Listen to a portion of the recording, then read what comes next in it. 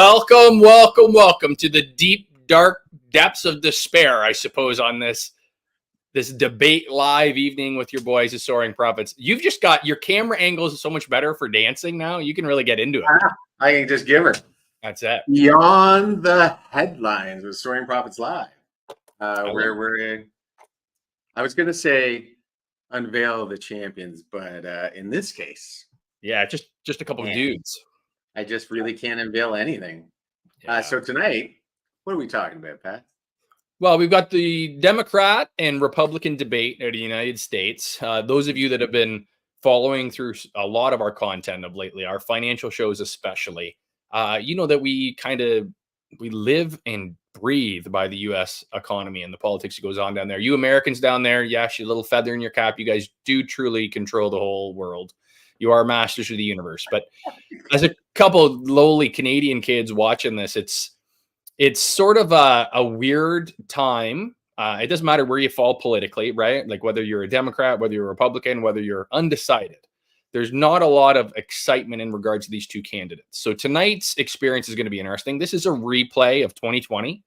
We're doing this again. But one of the things that I noticed, and we're going to jump into this before the tech overlords rip it down from us, because there is a very strong chance that at some point this stream will end. CNN is the only copyrighted entity to have the right to show this. We are trying to figure out a way to move around that. I think we've done it. So we might either have, our normal 10 or so people show up, or we might get 10,000. We will see. If we're the one to crack the CNN code, we'll see what happens here. But we are 3 minutes away from the CNN coverage. There's only one news outlet covering that, and that's sort of anti-democracy, I think. Like, shouldn't there be all sorts of people being able to see this? I totally agree. I think that it should be widespread. It should be allowed people to talk about it. I think political opinion is important. Yeah. And just because they don't share your political opinion doesn't mean that you should censor them. I get that it's about money, and that's what the driving force is about. But I also kind of wonder if they're worried about, like, as long as CNN is the only one that's controlling it, CNN is the one that can press the button to stop it if it goes wrong. Or, and I was talking to you earlier that you can have, like, we could do a live that is 20 minutes behind time, so that I could live edit. If I had that kind of capabilities, I could live edit as we go. Yeah. So there's some scary things about this that I'm not quite happy about. Well, so just on that alone, before we jump in there, is that this, for the first time in election history, in the two parties, they're going to have mutable mics. This is a sort of a weird take on this, where both candidates will be able to be controlled externally. So, let's be honest here. CNN is a little bit of a left-leaning broadcast station. They tend to be more pro-Democrat than arguably pro-Republican. And this discussion tonight, being able to control that conversation, leans to the side of Biden. So we'll see what that looks like. We'll see how the questions roll, and we're going to give our commentary as we roll. I'm sure we will have some laughs and jokes along the way. But what do you think, James, about that time of night? It is about that time of night, but I just want to comment that I do like the fact that mics are being shut off, because a lot of them are Republicans who voted. Wow, I was going to say Trudeau. Trudeau's stuck in my head. But Trump tends to talk over people. And it would be hard for Joe Biden to get his message out while Trump is yelling at him. So I think this is fabulous that they're shutting him on. They'll cut my taxes. Do you think that it's that he just can't get his point across because he's senile and old, or what do you think? No, I don't think that he can't get his point across. It's just that he doesn't play the same way that Trump does. Trump will just, without politeness, talk over them. American people don't feel Biden has a little bit of politeness where he'll sit back a little bit and allow Trump to maybe talk over him, which is what happened on the last debate. At least give a spark. Well, it's 9 p.m., folks. Let's jump into the broadcast and see what CNN has to say. About painting a picture of what is the country. We will let you know if this ends abruptly, because they both. Well, they'll know. We may not know. We may just start talking to ourselves. Really. I want to thank. Well, I've everybody here, kept on the box panel. up, The the IB preliminary Pro blocks. That's how we're main streaming event it. Is here. We'll be back with Because I'm wondering coverage if it and analysis won't later read tonight. it With correctly. that, So let's we're turn kind of things playing over against the algorithm. to That's our Jay hope. Tapper. That's sort We're of what I fighting get. against algorithm. So yeah, there is actually a podcaster that has sued, going through courts today. Yeah. To try and lift the block of CNN so he could podcast it. Absolutely. Meet Kevin. Kevin, I don't know how to say his last name. It's really long. No, but he's the finance guy that you know and love. Yeah, no, he's great. Yeah. We meet Kevin if you're out there. We'd love to have you on our show. That's right. We're live from Georgia, a key battleground state in the race for the White House. So Georgia, Joe Biden won by a very close margin last time. Atlanta is a very Democrat state. It's also the headquarters of CNN. Little tidbits as we go. We want to welcome in the United States and around the world to our studios in Atlanta. This is the CNN presidential debate. I thought it was interesting that they chose standing, because Biden does not look great standing. Like, it's not a thing that he does well. Oh, he's going to be all drugged up tonight. Isn't that what everyone's saying? There has been a lot of rumors that, and you know what? There have been political figures in the past, like John Kennedy. He is known to have been drugged in the White House. So my question to you is, do they shake hands coming in or not? I think Trump definitely will, and Biden will. Yeah. I do not think they will. You don't think? State of the Union. Nope. We have $5 on it. $5. Our job is to facilitate a debate. I've learned. I'm never buying you another steak Before we dinner. introduce them, we want to share the rules. Why'd you buy the first for one? the audience at home. Because Trump won the election. Trump will be on the left side. It was awful.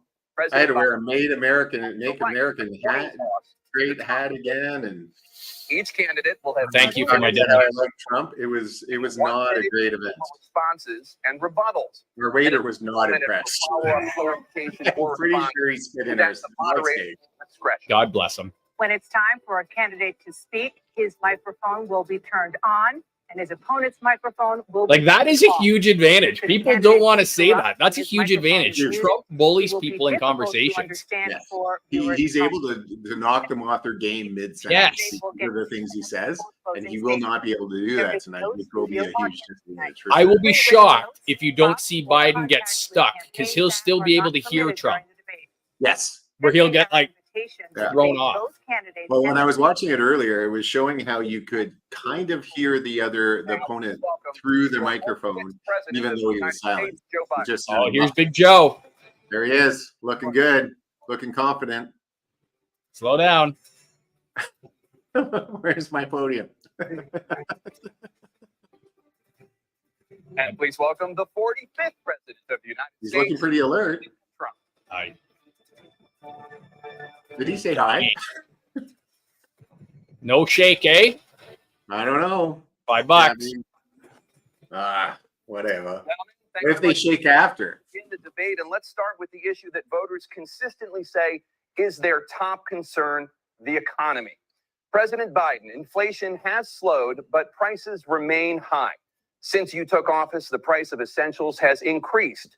For example, a basket of groceries that cost $100 then now costs more than $120. That is conservative. Prices have jumped more than Way more. What do you say to voters who feel they are worse off under your presidency than they were under President? I'm the president? We got to take a look at what I was left when I became president, what Mr. Trump left me. We had an Mr. economy Trump. that was in free fall. The pandemic was so badly handled. Many people were dying. All he said was, it's not that serious. Just inject a little bleach into your arm. You'll be all right. The economy collapsed. There were no jobs. Unemployment rate Oh, rose he does not look good, 15%. guys. It was terrible. And so what we had to do is try to put things back together again. That's exactly what we began to do. We created 15,000 new jobs. We brought out a position where we have 800,000 new manufacturing jobs, but there's more to be done. There's more to be done. Working class people are still in trouble. I come from Scranton, Pennsylvania. I come of a household where the kitchen tables, the things weren't able to be met during the month. It was a problem. Price of eggs, the price He of does gas, not the sound price of good. housing, the price of a whole range of things. That's why I'm working so hard to make sure I deal with those problems. And we're going to make sure that we reduce the price of housing. We're going to make sure we build 2 million new units. We're going to make sure we cap rents so corporate greed can't take over. The combination but I was left with the corporate. He greed is the reason why sprinting we're through in this. problem right now. Yeah, that's a memorized speech, but still, like, there's no like facts. Look at all How? on his administration. It's like Trudeau all over again. We're going to do all this stuff, but I mean, how are you going to? Things were in chaos, literally chaos. And so we put things back together. We created, I said, those jobs. We make sure we had a situation where we now Look at him. He just wants to blurt out something. You can see it.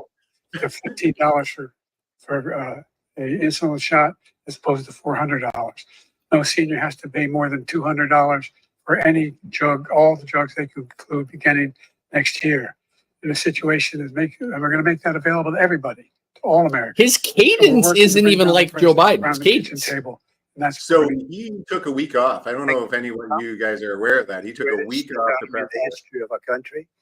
We have never done so well. Everybody was amazed by it. Other countries were copying us. We got hit with COVID. And when we did, we spent the money necessary so we wouldn't end up. He moved off a Great China Depression, virus, the likes of which we had in 1929. By the time we finished, so we did a great job. We got a lot of credit for the economy, a lot of credit for the military, and no wars, and so many other things. Everything was rocking good. But the thing we never got the credit for, and we should have, is getting us out of that COVID mess. He created mandates that was a disaster for our country. But other than that, we had given them back a country where the stock market actually was higher than pre-COVID, and nobody thought that was even possible. The only jobs he created are for illegal immigrants and bounce back jobs, a bounce back from the COVID. He has not done a good job. He's done a poor job, and inflation's killing our country. It is absolutely killing us. Thank you. President Biden? Well, look, the greatest economy in the world. He's the only one who thinks that, I think. I don't know anybody else who thinks he had the greatest economy in the world. And, you know, the fact of the matter is that we found ourselves in a situation where his economy, he rewarded the wealthy. He had the largest tax cut in American history, $2 trillion. He raised a deficit larger than any president has in any one term. He's the only president other than Herbert Hoover who's lost more jobs than he had when he began, since Herbert Hoover. The idea that he did something that was significant. And well, COVID. You know, when he was president, they were still killing people in Afghanistan. He didn't do anything about that. When he was president, we were still finding ourselves in a position where you had a notion that we were this safe country. Truth is, I'm the only president this century that doesn't have this decade, that doesn't have any troops dying anywhere in the world like he did. President Trump, I want to follow up if I can. Am I allowed to respond to him? Well, I'm going to ask you a follow-up. You can do whatever you want with the minute that we give you. I want to follow up. You want to impose a 10% tariff on all goods coming into the U.S. How will you ensure that that doesn't drive prices even higher? It's not going to drive them higher. It's just going to cost countries that have been ripping us off for years, like China and many others, in all fairness to China. It's going to just force them to pay us a lot of money, reduce our deficit tremendously, and give us a lot of power for other things. But he made a statement. The only thing he was right about is I gave you the largest tax cut in history. I also gave you the largest regulation cut in history. That's why we had all the jobs. And the jobs went down and then they bounced back. And he's taking credit for bounce back jobs. You can't do that. He also said he inherited 9% inflation. No, he inherited almost no inflation, and it stayed that way for 14 months. And then it blew up under his leadership because they spent money like a bunch of people that didn't know what they were doing. They don't know what they were doing. It was the worst, probably the worst administration in history. There's never been. And as far as Afghanistan is concerned, I was getting out of Afghanistan, but we were getting out with dignity, with strength, with power. He got out. It was the most embarrassing day in the history of our country's life. President Trump, over the last 8 years, under both of your administrations, the national debt soared to record highs. Trump looked stronger. According to a new nonpartisan analysis, President Trump, your administration approved $8.4 trillion in new debt. Well, so far, President Biden, you've approved $4.3 trillion in new debt. So, former President Trump, many of the tax cuts that you signed into law are set to expire next year. You want to extend them and go even further, you say. With the U.S. facing trillion-dollar deficits and record debt, why should top earners and corporations pay even less in taxes than they do now? Because the tax cuts spurred the greatest economy that we've ever seen just prior to COVID. And even after COVID, it was so strong that we were able to get through COVID much better than just about any other country. But we spurred, that tax spurred. Now, when we cut the taxes, as an example, the corporate tax was cut down to 21% from 39%, plus beyond that. We took in more revenue with much less tax, and companies were bringing back trillions of dollars back into our country. The country was going like never before, and we were ready to start paying down debt. We were ready to start using the liquid gold right under our feet, the oil and gas right under our feet. We were going to have something that nobody else has had. We got hit with COVID. We did a lot to fix it. I gave him an unbelievable situation with all of the therapeutics and all of the things that we came up with. We gave him something great. Remember, more people died under his administration, even though we had largely fixed it. More people died under his administration than our administration, and we were right in the middle of it, something which a lot of people don't like to talk about. But he had far more people dying in his administration. He did the mandate, which is a disaster, mandating it. The vaccine went out. He did a mandate on the vaccine, which is the thing that people most objected to about the vaccine. And he did a very poor job, just a very poor job.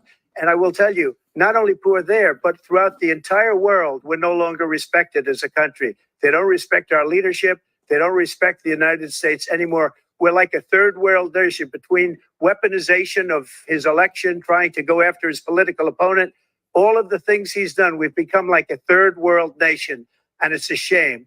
The damage he's done to our country, and I'd love to ask him, and will, why he allowed millions of people to come in here from prisons, jails, mental institutions, Take control of it. to come into our country and destroy our country. President Trump, we will get to immigration later in this block. President Biden, I want to give you an opportunity to respond to this question about the national debt. What question? He had the largest national debt of any president in a 4-year period, number one. Number two. But what? Like, we can all be like the world ended, right? What I'm going to do is fix the tax system. For example, we have 1,000 trillionaires in America, billionaires in America. What's happening? They're in a situation where they, in fact, pay 8.2% in taxes. If they just paid 24%, 25%, either one of those numbers, they'd raise $500 billion, I should say, in a 10-year period. But it's not real. We'd be able to wipe out his debt. We'd be able to help make sure. Because they won't. They have thousands of accountants to know the tax code. You can't do it. Strengthen our healthcare system, making sure that we're able to make every single solitary. What Trump did was he brought corporations money back from overseas here. Right. Companies like Google set up companies in Ireland that had no federal tax, would put all of their profits in Ireland, pay no tax. Trump lowered the tax rate, brought that money back. Medicare. Thank you, President Biden. President Trump? Well, he's right. He did beat Medicare. He beat it to death, and he's destroying Medicare because all of these people are coming in. They're putting them on Medicare. They're putting them on Social Security. They're going to destroy Social Security. This man is going to single-handedly destroy Social Security. These millions and millions of people coming in, they're trying to put them on Social Security. He will wipe out Social Security. He will wipe out Medicare. So he was right in the way he finished that sentence. And it's a shame. What's happened to our country in the last 4 years is not to be believed. Foreign countries, I'm friends with a lot of people. They cannot believe what happened to the United States of America. We're no longer respected. They don't like us. We give them everything they want, and they think we're stupid. They think we're very stupid people. What we're doing for other countries, and they do nothing for us. What this man has done is absolutely criminal. Thank you, President Trump. Dana? This is the first presidential election. I'm really not answering any questions. The court overturned Roe v. Wade. This morning, the court ruled on yet another abortion case, temporarily allowing emergency abortions to continue in Idaho, despite that state's restrictive ban. Former President Trump, you take credit for the decision to overturn Roe v. Wade, which returned the issue of abortion to the states. Correct.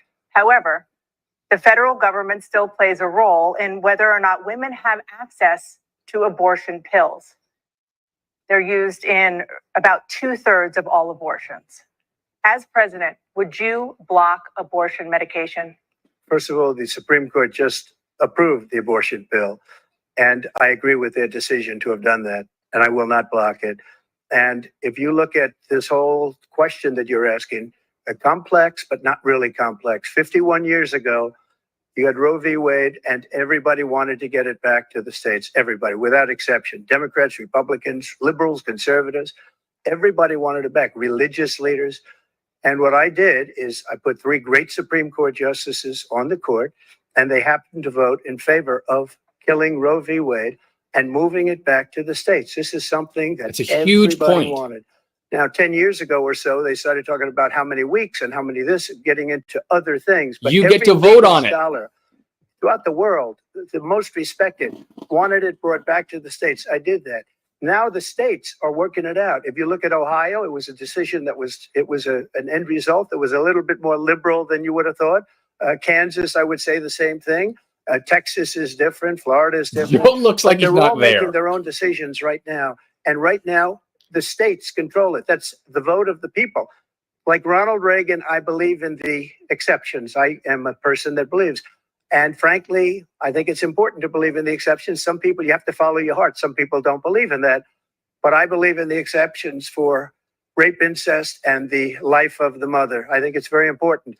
Some people don't. Follow your heart. But you have to get elected also. And because that has to do with other things. You got to get elected. The problem they have is they're radical because they will take the life of a child in the 8th month, the 9th month, and even after birth. After birth, if you look at the former governor of Virginia, he was willing to do this. He said, we'll put the baby aside and we'll determine what we do with the baby, meaning we'll kill the baby. What happened is we brought it back to the states and the country is now coming together on this issue. It's been a great thing. Thank you. President Biden? It's been a terrible thing, what you've done. The fact is that the vast majority of constitutional scholars supported Roe when it was decided. Supported Roe. And that's this idea that they're all against it is just ridiculous. And this is the guy who says the state should be able to have it. We're in a state where in 6 weeks, you don't even know whether you're pregnant or not, but you cannot see a doctor and have him decide on what your circumstances are, whether you need help. The idea that states are able to do this is a little like saying we're going to turn civil rights back to the states. Let each state have a different rule. Look, there's so many young women who have been, including a young woman who just was murdered, and he went to the funeral. The idea that she was murdered by an immigrant coming in, you talk about that. But here's the deal: there's a lot of young women are being raped by their in-laws, by their spouses, brothers and sisters. It's just ridiculous, and they can do nothing about it. And they try to arrest them when they cross state lines. Thank you. There have been many young women murdered by the same people he allows to come across our border. We have a border that's the most dangerous place anywhere in the world, considered the most dangerous place anywhere in the world. And he opened it up, and these killers are coming into our country, and they are raping and killing women.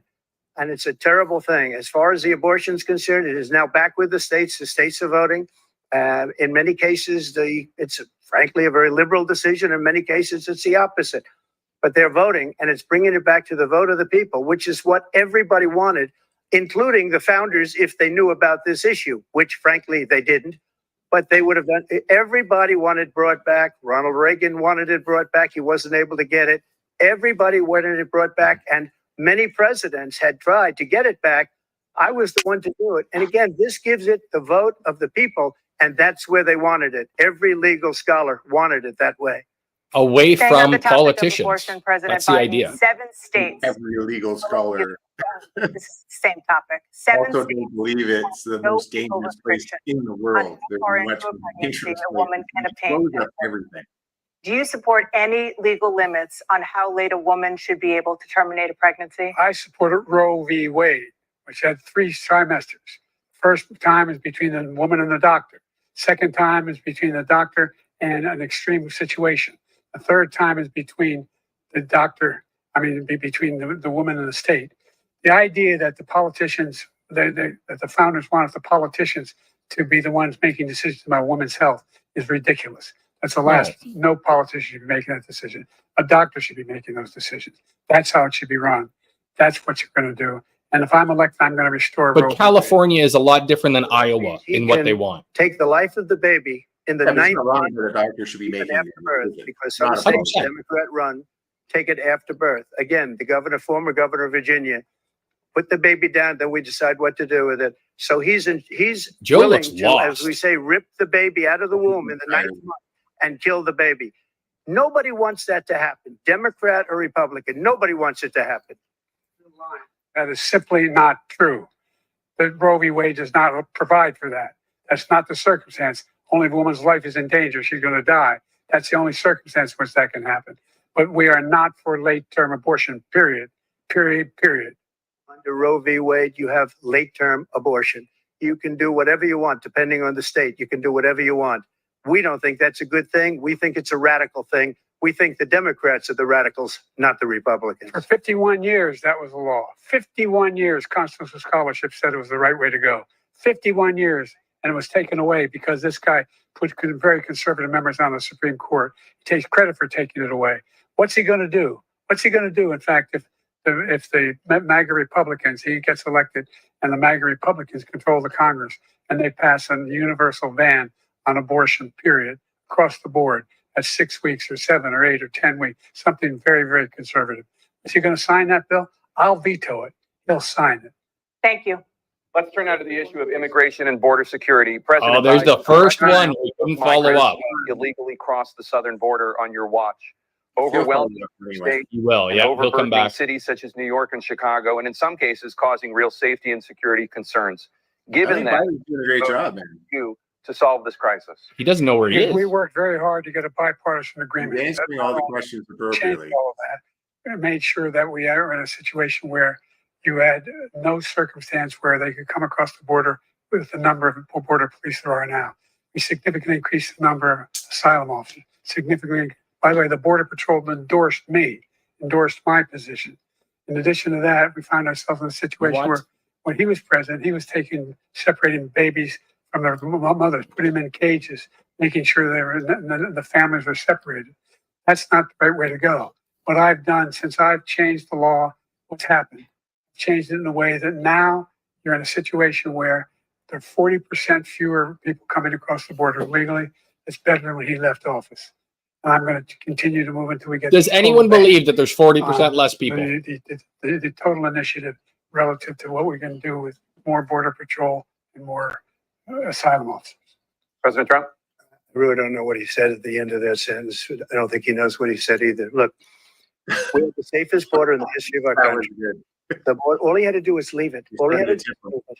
He decided to open up our border, open up our country to people that are from prisons, people that are from mental institutions, insane asylum, terrorists. We have the largest number of terrorists coming into our country right now. All terrorists, all over, not just many good people all over the world. They come from the Middle East. Yeah, everywhere. but all over the world they're pouring in. The good people And this guy immediately across just the left border it open. illegally And he didn't are make now legislation lawbreakers because I because didn't they're have illegally legislation. here. I said close the border. We had the same. So that's is a rapist. that final But couple so of they years, are in the sense that we had, outside according to Border agencies Patrol, say who was that great, and by the way, who 40% of endorsed all me for women coming president, across the but I southern won't say border that. are They endorsed raped me or for sexually president. assaulted.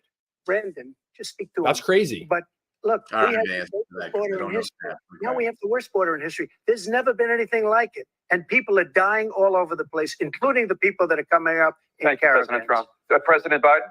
The only terrorist who's done anything crossing the border is one who came along and killed 3 under his administration, killed an Al-Qaeda person come in his administration, killed 3 American soldiers, That's the only terrorist that's there. I'm not saying that no terrorist ever got through, but the idea they're emptying their prisons, we're welcoming these people. That's simply not true. There's no data to support what he said.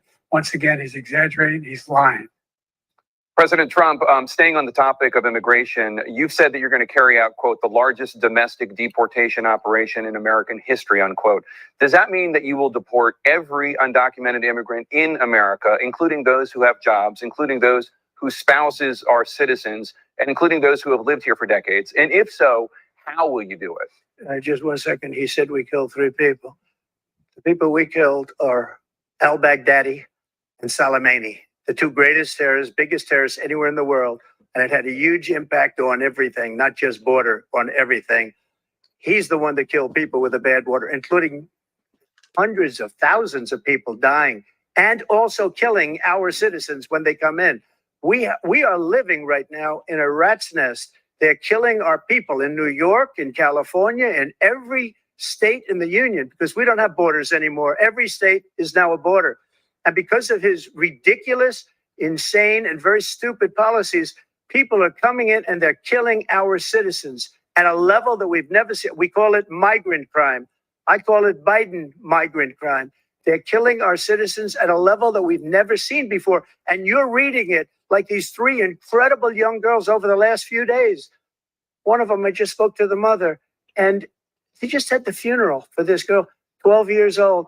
This is horrible what's taken place. What's taken place in our country, we're literally an uncivilized country now. He doesn't want it to be. He just doesn't know. He opened the borders. Nobody's ever seen anything like. And we have to get a lot of these people out, and we have to get them out fast because they're going to destroy our country. Just take a look at where they're living. They're living in luxury hotels in New York City and other places. Our veterans are on the street. They're dying because he doesn't care about our veterans. He doesn't care. He doesn't like the military at all. And he doesn't care about our veterans. Nobody been worse. I had the highest approval rating for veterans taking care of the VA. He has the worst. He's gotten rid of all the things that I approved. Choice that I got through Congress, all of the different things I approved, they abandoned. We had by far the highest, and now it's down in less than half because he's done all these great things that we did. And I think he did it just because I approved it, which is crazy.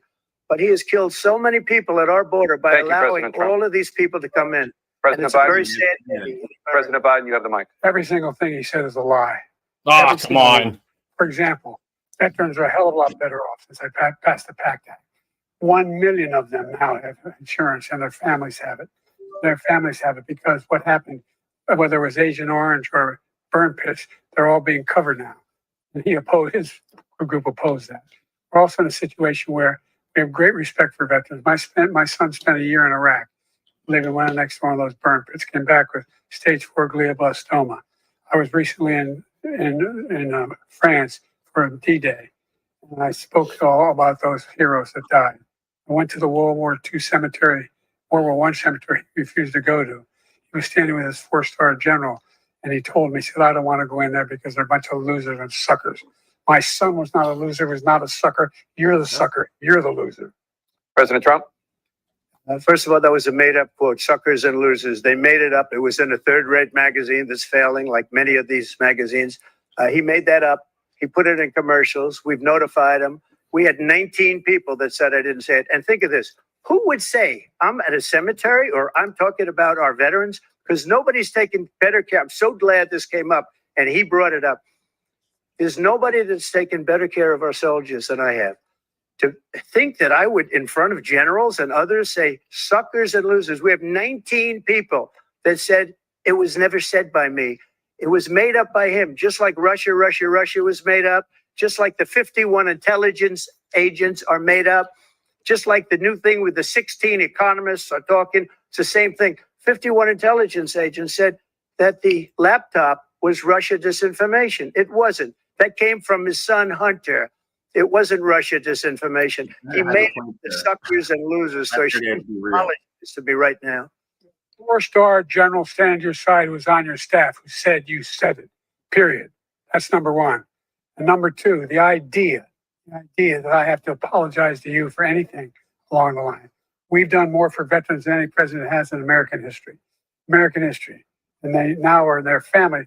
The only sacred obligation we have as a country is to care for our veterans when they come home and their families and equip them when they go to war. They need to do a better job. So does Canada. Yeah, we do not take care of More for veterans than ever before in our history. All right. Thank you so much. Let's move to the topic of foreign policy. I want to begin with Russia's war against Ukraine, which is now in its 3rd year. Former President Trump, Russian President Vladimir Putin says he'll only end this war if Russia keeps the Ukrainian territory it has already claimed and Ukraine abandons its bid to join NATO. Are Putin's terms acceptable to you? First of all, our veterans and our soldiers can't stand this guy. Love that guy. And they think he's the worst commander-in-chief, if that's what you call him, that we've ever had. They can't stand him. So let's get that straight. And they like me more than just about any of them. And that's based on every single bit of information. As far as Russia and Ukraine, if we had a real president, the president that knew, that was respected by Putin, he would have never invaded Ukraine. A lot of people are dead right now, much more than people know. You know, they talk about numbers. You can double those numbers, maybe triple those numbers. He did nothing to stop it. In fact, I think he encouraged Russia from going in. I'll tell you what happened. He was so bad with Afghanistan. It was such a horrible embarrassment, most embarrassing moment in the history of our country, that when Putin watched that and he saw the incompetence, that he should have fired those generals, like I fired the one that you mentioned. So he's got no love lost, but he should have fired those generals. No general got fired for the most embarrassing moment in the history of our country, Afghanistan, where we left billions of dollars of equipment behind. We lost 13 beautiful soldiers, and 38 soldiers were obliterated. And by the way, we left people behind too. We left American citizens behind. When Putin saw that, he said, you know what? I think we're going to go in and maybe take this was his dream. I talked to him about it, his dream. The difference is he never would have invaded Ukraine. Never. Just like Israel would have never been invaded in a million years by Hamas. You know why? Because Iran was broke with me. I wouldn't let anybody do business with them. They ran out of money. They were broke. They had no money for Hamas. They had no money for anything. No money for terror. That's why you had no terror at all during my administration. This place, the whole world is blowing up under him. President Biden? Never heard so much malarkey in my whole life. Look, the fact of the matter is that we're in a situation where, let's take the last point first. Ran, That's a good word. Caused brain damage for a number of these troops. He did nothing about it. Recently, not when he was president. Here they attacked. He said they're just having headaches. That's all it is. He didn't do a thing when the attack took place, number one. Number two, we got over 100,000 Americans and others out of Afghanistan during that airlift. Number three, found ourselves in a situation where if you take a look at what Trump did in Ukraine, this guy told Trump, do whatever you want. Do whatever you want. And that's exactly what Trump did. Putin encouraged him, do whatever you want. And he went in. And listen to what he said when he went in. He was going to take Kyiv in 5 days, remember? Because it's part of the old Soviet Union. That's what he wanted to reestablish. So Biden can prove Trump said, in fact, take whatever you want to He didn't, Putin? wasn't able to get it done. And they've lost thousands and thousands of troops, 500,000 troops. He appears to think so, I guess. For 1 minute, I just want to go back to my original question, which is, are Putin's terms acceptable to you? Keeping the territory in Ukraine? No, they're not acceptable. But look, this is a war that never should have started. If we had a leader in this war, he led everybody along. He's given $200 billion now or more to Ukraine. He's given $200 billion. That's a lot of money. I don't think there's ever been anything like it. Every time that Zelensky comes to this country, he walks away with $60 billion. He's the greatest salesman ever. And I'm not knocking him. I'm not knocking anything. I'm only saying the money that we're spending on this war, and we shouldn't be spending, it should have never happened. I will have that war settled between Putin and Zelensky as president-elect before I take office on January 20th. I'll have that war settled. People being killed so needlessly, so stupidly, and I will get it settled, and I'll get it settled fast before I take office. Biden, you have a minute. The fact is that Putin is a war criminal.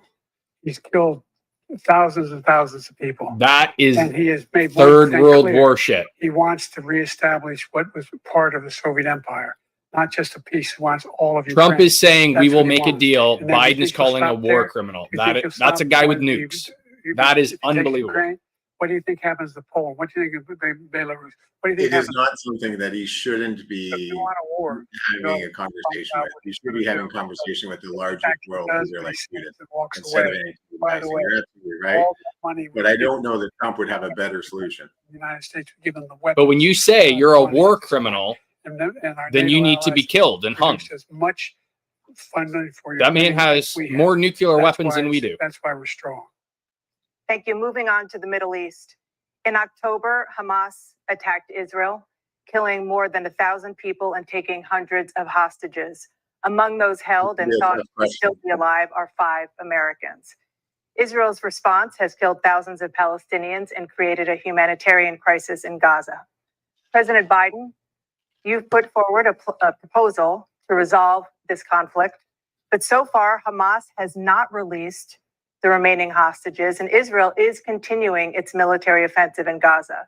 So what additional leverage will you use to get Hamas and Israel to end the war? You have 2 minutes. Number one, everyone from the United Nations Security Council straight through to the G7 to the Israelis and Netanyahu himself have endorsed the plan I put forward. What is it? Endorsed the plan I put forward, which has 3 stages to it.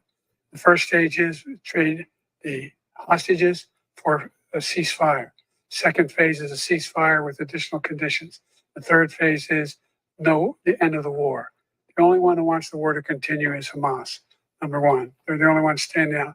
We're still pushing hard to get them to accept. In the meantime, what's happened in Israel? We're finding that the only thing I've denied Israel was 2,000-pound bombs.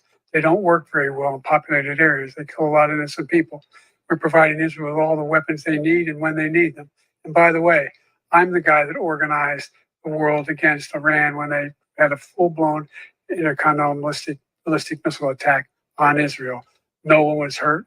No one Israeli was accidentally killed, and it just stopped. When was that? Israel. We are the biggest producer of support for Israel of anyone in the world. And so they're 2 different things. Hamas cannot be allowed to be continued. We continue to send our experts and our intelligence people to how they can get Hamas like we did bin Laden. You don't have to do it. And by the way, they've been greatly weakened. You say he's going to go in and assassinate the people in Hamas? Right. But you've got to be careful for using certain weapons among populations. There's a lot of like Hamas is very popular in Gaza. That's the problem. It's a war of hearts and minds. Ukraine for 1 second. Yeah. We have an ocean It's separate. popular in the States and in Canada now as well. Have spent $100 billion or maybe more than that, less than us. Why doesn't he call them? So you got to put up your money like I did with NATO. I got them to put up hundreds of billions of dollars. The Secretary General of NATO said Trump did the most incredible job I've ever seen. They wouldn't have any. They were going out of business. We were spending almost 100% of the money was paid by us. He didn't do that. He's getting all. You got to ask these people to put up the money. We're over $100 billion more spent, and it has a bigger impact on them because of location, because we have an ocean in between. You got to ask them. As far as Israel and Hamas, Israel's the one that wants to go. He said the only one that wants to keep going is Hamas. Actually, Israel is the one, and you should let him go and let him finish the job. He doesn't want to do it. He's become like a Palestinian, but they don't like him because he's a very bad Palestinian. He's a weak one. President Biden, you have a minute. I don't even know what he's talking. Foolishness. This is a guy who wants to get out of NATO. You're going to stay in NATO? He's going to pull out of NATO. The idea that we have our strength lies in our alliances as well. There may be a big ocean, but we're ever able to avoid a war in Europe, a major war in Europe. Well, we got 3 on the go, pal. You have Putin continue to go into NATO. We have an Article 5 agreement. Attack on one is attack on all. You want to start the nuclear war he keeps talking about, go ahead. Let Putin go in and control Ukraine and then move on to Poland and other places. You see what happens then. He has no idea what the hell he's talking about. By the way, I got 50 other nations around the world to support Ukraine, including Japan and South Korea, because they understand that this kind of dislocation as a serious threat to the whole world peace. No major war in Europe has ever been able to be contained just to Europe. President Trump, just to follow up, would you support the creation of an independent Palestinian state in order to achieve peace in the region? I'd have to see, but before we do that, the problem we have is that we spend all the money. Yeah. So they kill us on trade. I made great trade deals with the European nations. Oh, What happened? I don't know. You think they cut it? I don't know. Try to restart it. Think they cut it? No. Pull me down. Do that to us. Pull me down. That's so funny.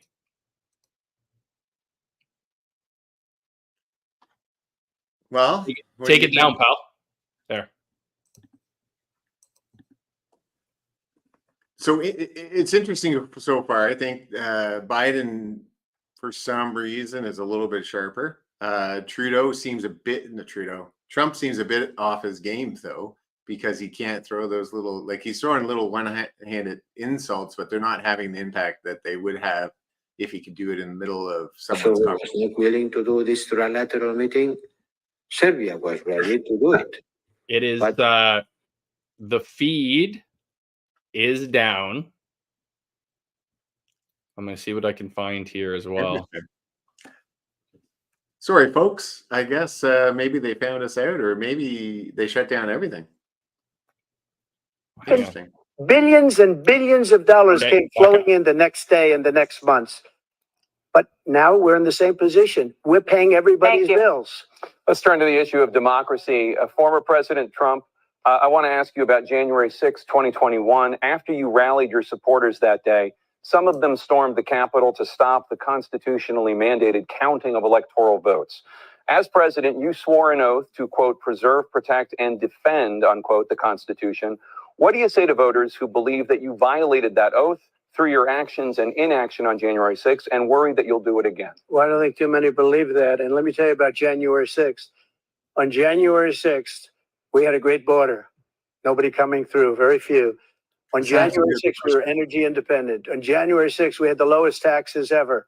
We had the lowest regulations ever. On January 6th, we were respected all over the world. All over the world, we were respected. And then he comes in, and we're now laughed at. We're like a bunch of stupid people. What happened to the United States' reputation under this man's leadership is horrible, including weaponization, which I'm sure at some point you'll be talking about, where he goes after his political opponent because he can't beat him fair and square. You have 80 seconds left. My question was, what do you say to those voters who believe that you violated your constitutional oath through your actions and inaction on January 6, 2021, and worry that you'll do it again? Well, I didn't say that to anybody. I said peacefully and patriotically.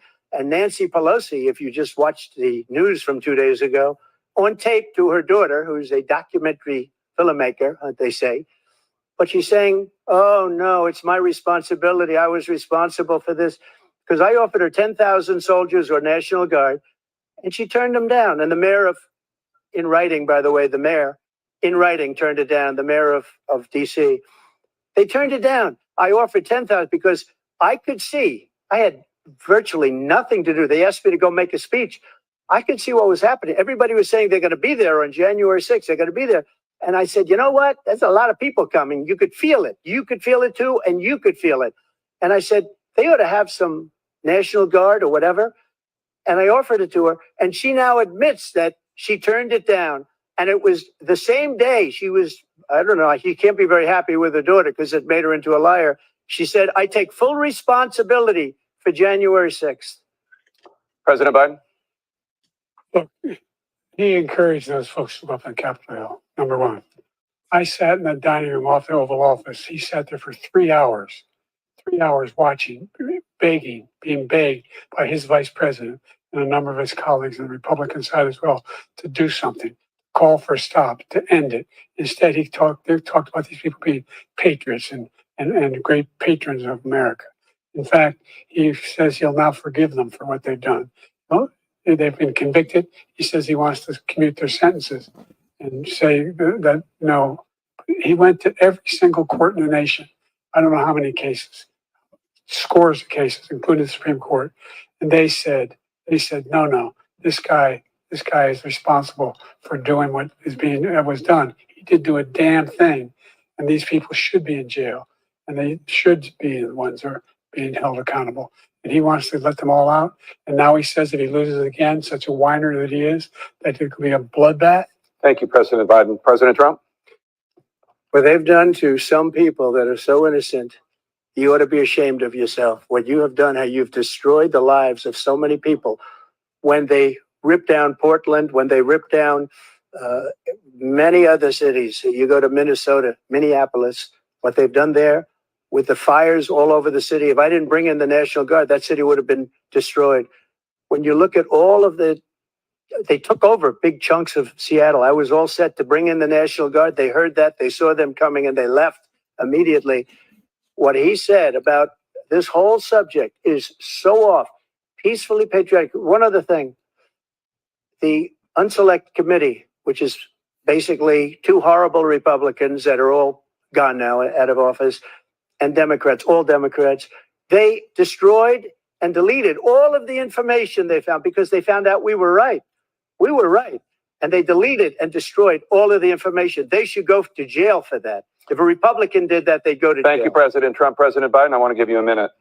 The only person on this stage is a convicted felon is the man I'm looking at right now. Oh, you shouldn't have brought that The up. matter is, Not a mistake. what he's telling you is simply not true.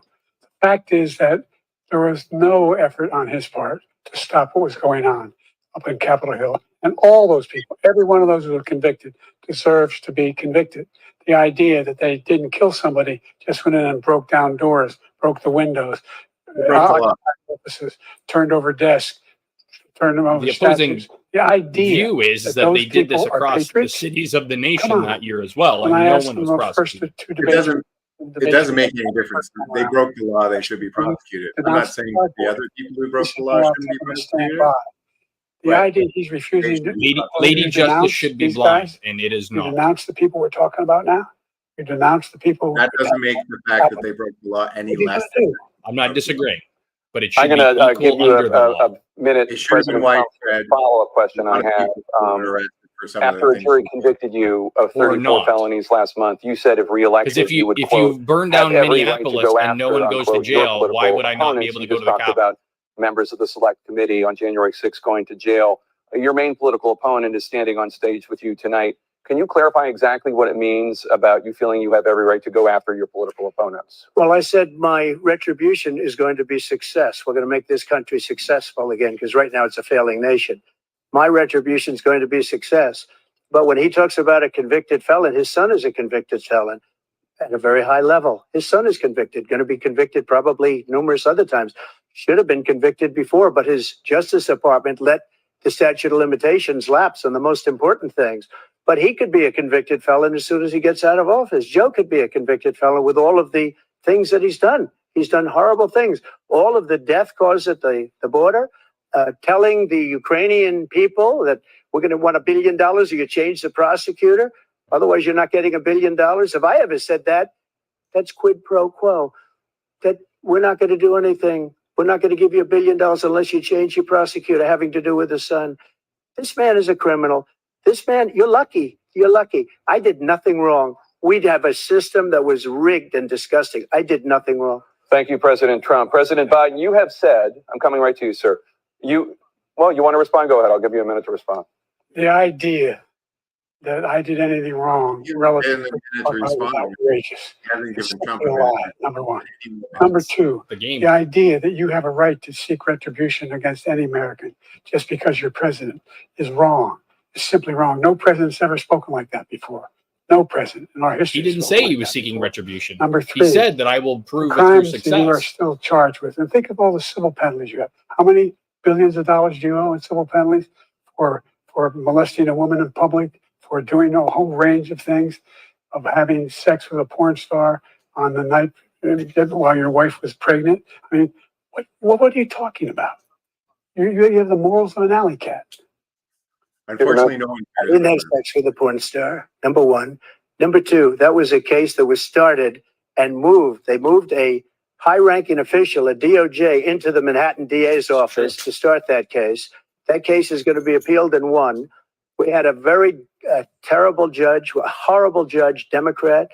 The prosecutor were all high-ranking Democrats, appointed people, and both the civil and the criminal.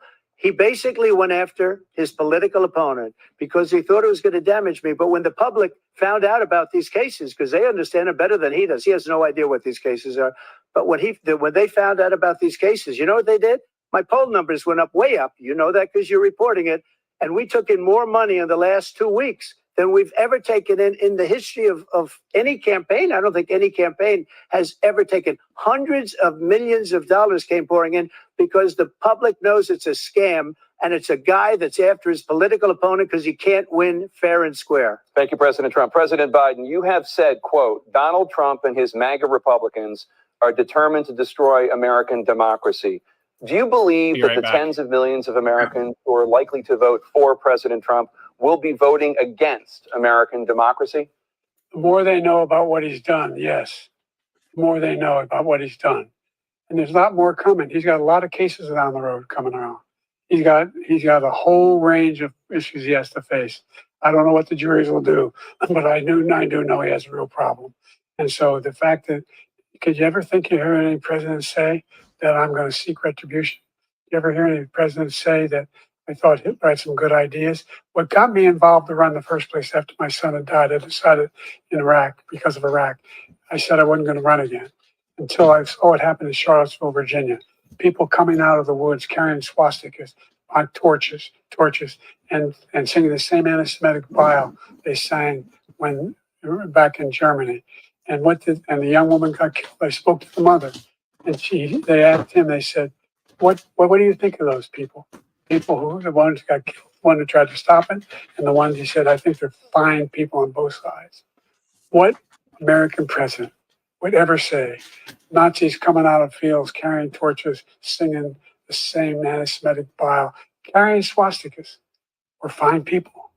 This is the guy who says Hitler's done some good things. I'd like to know what they are.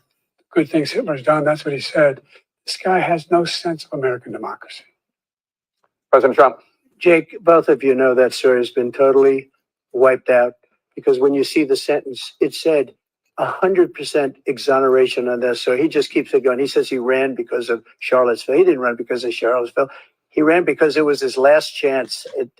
He's not equipped to be president. You know it, and I know it. It's ridiculous. We have a debate. We're trying to justify his presidency. His presidency is, without question, the worst president, the worst presidency in the history of our country. We shouldn't be having a debate about it. There's nothing to debate. He made up the Charlottesville story, and you'll see it's debunked all over the place. Every reasonable anchor has debunked it. And just the other day, it came out where it was fully debunked. It's a nonsense story. He knows that, and he didn't run because of Charlottesville. He used that as an excuse to run. President Biden. And debunked. It happened. All you have to do is listen to what was said at the time. And the idea that somehow that's the only reason I ran. I ran because I was worried a guy like this guy could get elected. If he thought they were good people coming out of that forest, carrying those woods, carrying those torches, then he didn't deserve to be president. Didn't deserve to be president at all. And the idea that he's talking about all this being fabricated, we saw with our own eyes. We saw what happened on January 6th. We saw the people breaking through the windows. We saw people occupying his own vice president. Look, there's a reason why 40 of his 44 top cabinet officers refused to endorse him this time. The vice president hasn't endorsed him this time. So why? Why? They know him well. They serve with him. Why are they not endorsing him? Thank you, President Biden. We're going to be right back with more from the CNN presidential debate. Well, what do you think? Well, that was the interesting last question. Why aren't they endorsing him, do you think? Okay, so I'm going to pause it and then come back to it in a few minutes. Well, so I think, Sebastian Gorsuch, who was one of the administrators in Trump's administration for international affairs. I can't remember his exact policy position, but he said when Trump was elected on the theory that he was an outsider. So yes. When he was elected, he went in with a group of people that he was sort of inheriting from the Republican Party, right? At the time, Donald Trump was not the Republican favorite. They didn't want him. They threw everyone in the book at him. So, but he was taking on these people, advisors at the time, that were Republicans. And Trump foolishly went in thinking that he could trust certain people. And day one, when they went into that, the Oval Office, I believe, and I think a lot of other people believe, that there were people in his cabinet that were seditious. That they went in, it was immediately Russia, Russia, Russia. The Russians made the election possible. It's the only reason any of it happened. Russia, Russia, Russia. That was the first day one. So he put people around him that were what Republicans call rhinos. So Republican in name only, rhinos. And this was a group of individuals that were there that were not Trump Republicans. They were a generation before. They were Bush Republicans. They were the swampy Republicans that he was concerned about. But at the time, they're all buddies because they're Republicans. And look what we won. Holy shit, I can't believe we won. Well, it took 4 years to try to figure out the people he could trust. Then he's gone 4 years now with an administration where he's had more shit thrown at him than anyone in the world. And you're going to learn really quickly who your friends and enemies are very fast. And that's where I think the next administration, he's going to know who to trust. He's going to know how to put people into play. And I don't think that he will be a wild, off the chain president, because he wasn't the first time, right? There were some things around the world, like COVID threw a real screwball into what his plans were. I don't think he was wild, though. Well, I think he made some huge mistakes, but I think right now he's being charged for things that he broke the law. Whether or not, you know, it's what everyone always does, especially in the buying property world, it still is against the law. So the charges aren't trumped up. They're not fake. They're real. It's just that it's just not how business was done before that. So I will agree that the charges are real. I will not agree that they're not trumped up. But how can they be trumped up if it is against law? It's the whole January 6th thing that we were just talking about. Yep. So I broke into that building, broke the law, and they should be held accountable. They were wrong to be outside. And I don't disagree. Okay. I don't disagree, but you have a status quo. So if you have a rule on the book, like jaywalking, you ever walked across the road, James? Every day. Right. So this is the problem. This is the problem. So as laws are not enforced, they become loosened, and the society in which you live in goes, wow, it's not really a law. But now if Donald Trump walks across the road and all of a sudden the SWAT team shows up and takes him down, the American people are looking around going, well, holy shit. That's scary. I don't disagree that it was a mistake that this happened. It actually has pushed people to Trump's side because everyone knows that people aren't charged for this. So everyone knows that he is being charged specifically because he's Trump. They wouldn't charge another landowner for the same thing. They're, in fact, the mayor of New York came out and said, I'm not charging anyone else, so please stay, right? Yeah. So it is unfair. But he broke the law. If you break the law, especially a president, if you're breaking the law, you should be held accountable. That's just what it is. But the law is equal justice. Are you hungry? Mm-hmm. Are you hungry for justice? I'm hungry for justice. No, you're absolutely right. So there's precedent. But unfortunately, no one was tried in those other cases that you're talking about where they attacked courthouses and they attacked different things and they set fires and they did some terrible things. They robbed stores and they were not held accountable. I agree. And they should have been. I think anyone who breaks the law, I don't care what you're protesting. I don't care the reason you're protesting. If you're breaking the law where you're hurting other people, you should be held accountable. But so there are cases where you're breaking the law and you're not hurting other people. That's a gray area. In the criminal courts, the idea of mens rea, the Latin for intent, is important. So if I intentionally go out and I know that, hey, they burnt down the city of Minnesota, I can protest to that level because no one is prosecuted, right? So if I then go out to the Capitol and I go to the Capitol and I'm protesting, what I'm feeling is my free will, my right as an American citizen to protest an injustice. And then all of a sudden I'm thrown down and slammed onto the cruiser and thrown into prison for 3 years. My intent was to not do anything more than what those people across the road did for me and had no ramifications. So I had no understanding. And I'm not saying this is all cases. There were some bad hombres on January 6th. Totally. But when you're taking a criminal justice aspect and sentencing and prosecuting these people, you have to go, what is the status quo? Give me case law. Well, Phil, you go to any major city during the George Floyd riots and you go, we weren't prosecuting them. Why would these people think they would be prosecuted for doing the same thing? And that's the struggle that I think a lot of people have. I wasn't saying January 6th is what we should do on Tuesday. It was wrong. But there was a lot of shit going around the world at that time as well. But it is vastly different. Like they went to the Capitol where politicians who were supposed to be protected. Sorry, I'm trying to. It's a more dangerous situation, which is sad because you think that regular people, regular business owners, because some business owners weren't like Walmart. You see something that's going to be the worst in our history. Thank you. We're back. Black people is the millions of people that he's allowed to come in through the border. They're taking black jobs now, and it could be 18, it could be 19, and even 20 million people. They're taking black jobs and they're taking Hispanic jobs, and you haven't seen it yet, but you're going to see something that's going to be the worst in our history. Thank you. President Biden? There was no inflation when I became president. You know why? The economy was flat on its back. 15% unemployment. He decimated the economy, absolutely decimated the economy. That's why there was no inflation. But you can't believe that. There were no jobs. We provided thousands of millions of jobs for individuals who are in all communities, including minority communities. We made sure that they have health insurance. We have covered, if the ACA has increased, I made sure that they're $8,000 per person in a family to get written off for health care. But this guy wants to eliminate that. They tried 50 times. He wants to get rid of the ACA again, and they're going to try again if they win.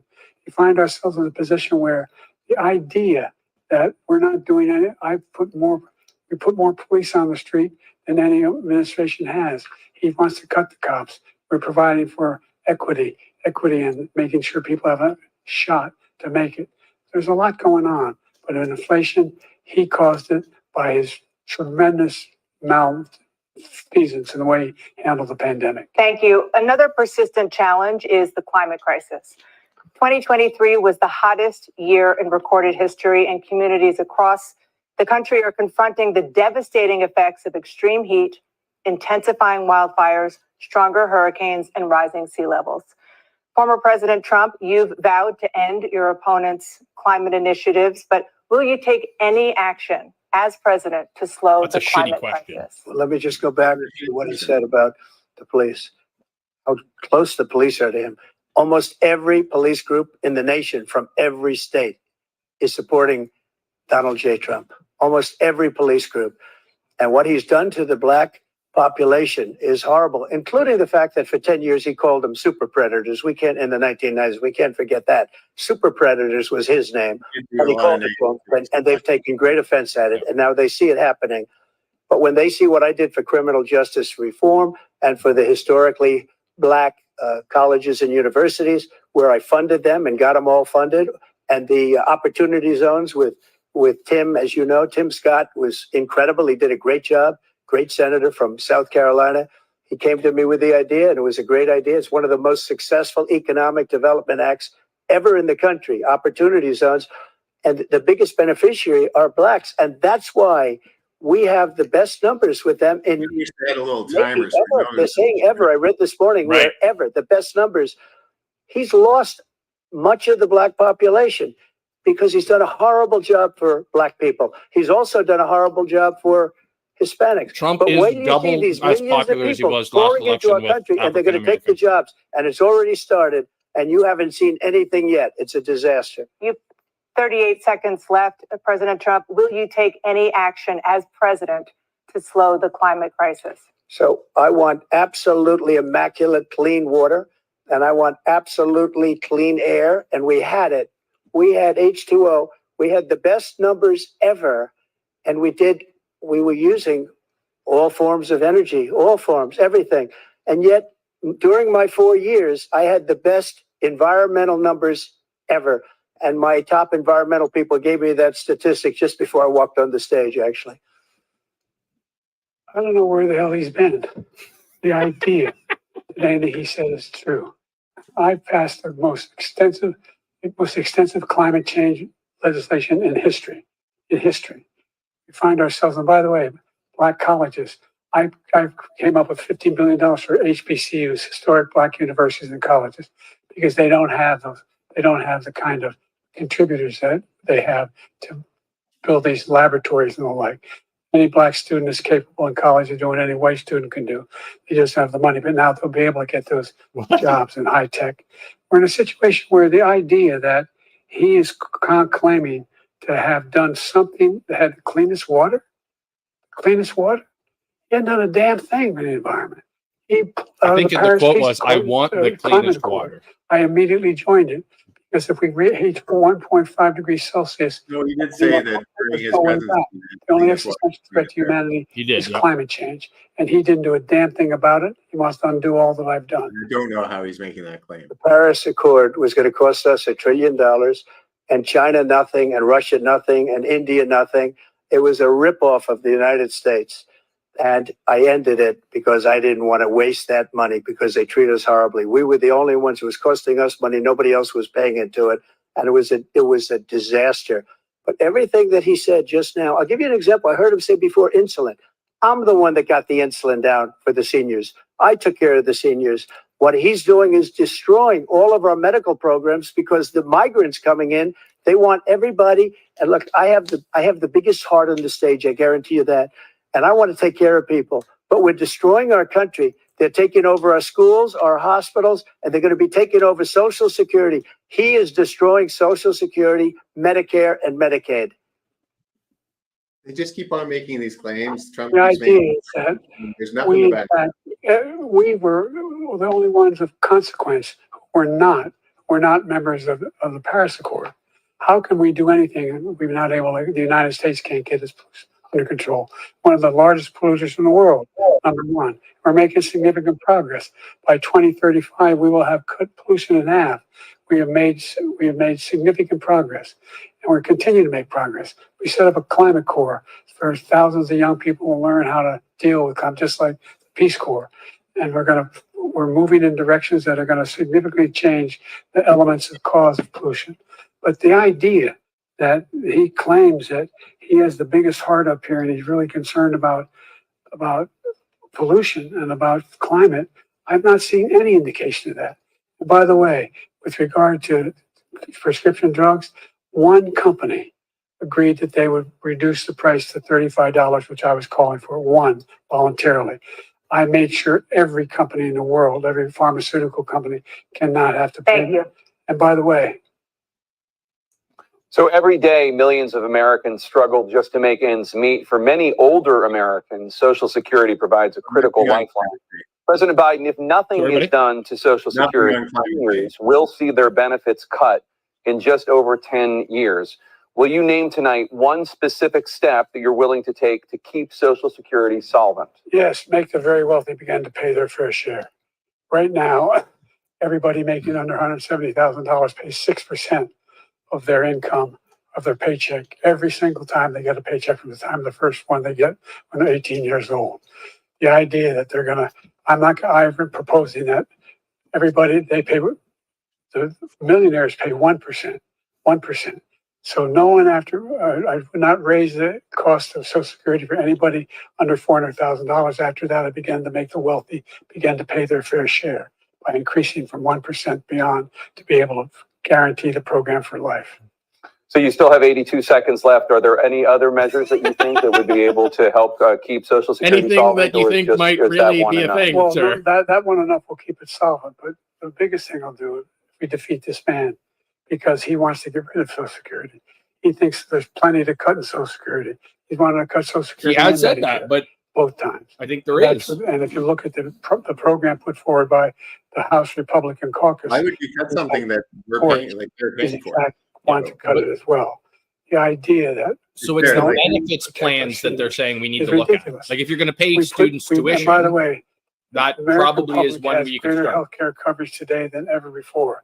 And the Entitlements, ACA, right? as I said, you're in a circumstance where 400,000 people, 40 million people would not have insurance because they have a pre-existing condition. Only thing that allows them to have that insurance is the fact that they, in fact, are part of the ACA. And by the way, the other thing is, we're in a situation where I talk about education for Black communities. I've raised the amount of money for Pell Grants by another $8,000. So anybody making under $70,000 a year is going to be able to get $15,000 towards the tuition. He just doesn't know what he's talking about. Thank you, President Biden. President Trump. So I've dealt with politicians all my life. I've been on this side of the equation for the last 8 years.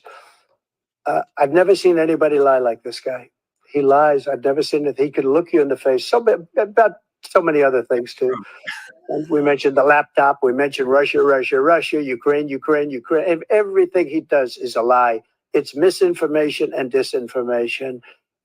the losers and sucker story that he made up is a total lie on the military. It's a disgrace. He's starting to fall into old patterns where he's not answering questions. He's destroying it because millions of people are pouring into our country, and they're putting them onto Social Security. They're putting them onto Medicare, Medicaid. They're putting them in our hospitals. They're taking the place of our citizens. What they're doing to the VA, to our veterans, is unbelievable. Our veterans are living in the street, and these people are living in luxury hotels. He doesn't know what he's doing, and it's really coming back. I've never seen such anger in our country before. President Biden? The idea that veterans are not being taken care of, I told you before. By the way, when I said suckers and losers, he acknowledged after that he fired that general.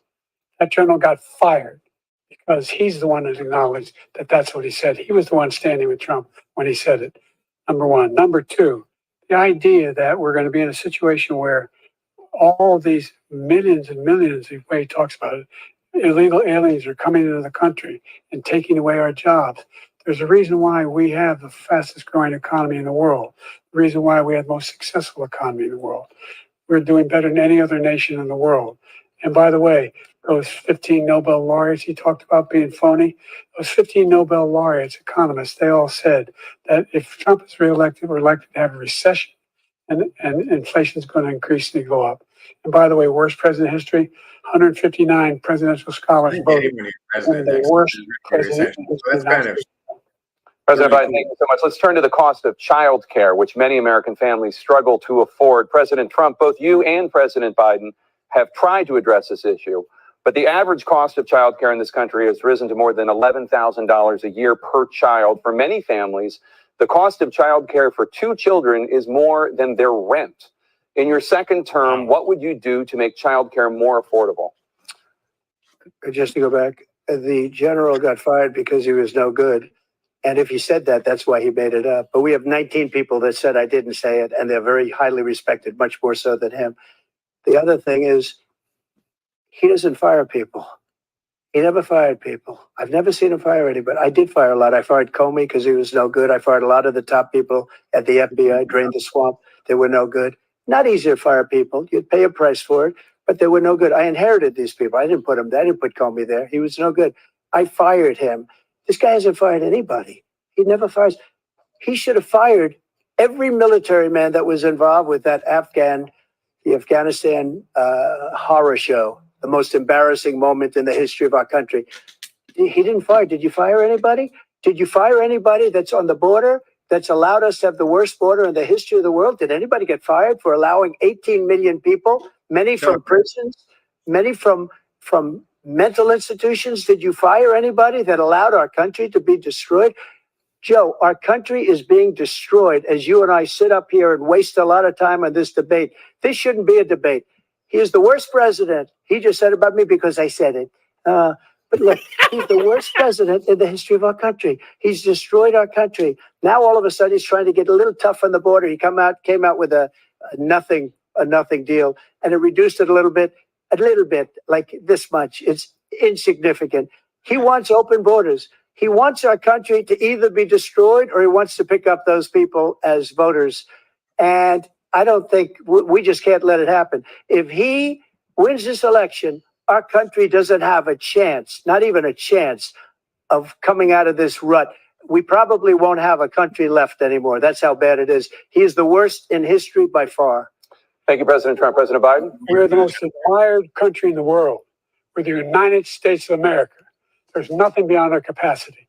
We have the finest military in the history of the world, the finest in the history of the world. No one thinks we're weak. That is a prepared No statement. one wants to screw around with us. Nobody. Number one. Number two, the idea that we're talking about worst presidents. I wasn't joking. Look it up or go online. 159 or 58, don't hold me the exact number, presidential historians, they've had meetings and they voted who's the worst president in American history. One through best to worst. They said he was the worst in all of American history. That's a fact. That's not This is like the childish shit. They can argue shit, they're right? wrong, but that's what they voted. Yeah. The idea that he is. Well, they are talking about children. To deal with That was the question. He Child did virtually nothing to child care. Which is unfortunately really We important. increase the child care tax credit. We should significantly increase the availability of women and men or single parents to be able to go back to work.